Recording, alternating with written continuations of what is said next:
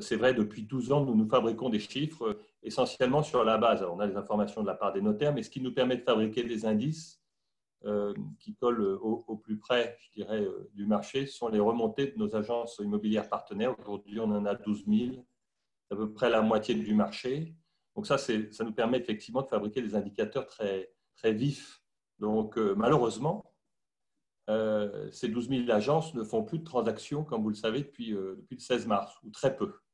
Donc on a un tout petit flux de transactions qui remonte depuis, mais il n'est pas significatif pour que je puisse vous dire déjà comment le marché se comporte depuis le 16 mars.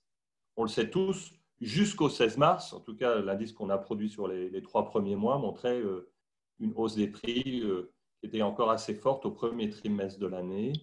À Paris, en 3 mois, c'était plus 3%. Pour les 10 plus grandes villes de France, sans Paris, c'était plus 1%. France, c'est 0,4% et les zones rurales, c'est 0,1%. Bon.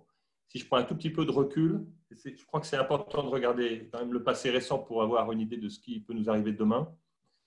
À la fois, il y avait peut-être un marché à Paris qui était assez chaud, peut-être trop chaud, je ne sais pas. En tout cas, la hausse des prix à Paris les 5 dernières années, c'est 35%.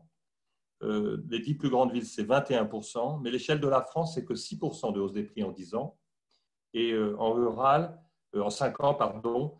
Et en rural, c'est 2%. Donc, même si les marchés se comportaient très, très bien et qu'on était sur des records en termes de volume, on l'a rappelé, plus d'1 million l'année dernière, on n'est pas du tout dans un marché spéculatif. Donc, on n'est pas en 90 ou en 91.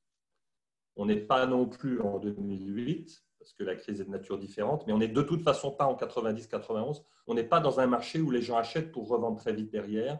On est dans un marché où les gens achètent pour se loger principalement ou pour investir sur le long terme.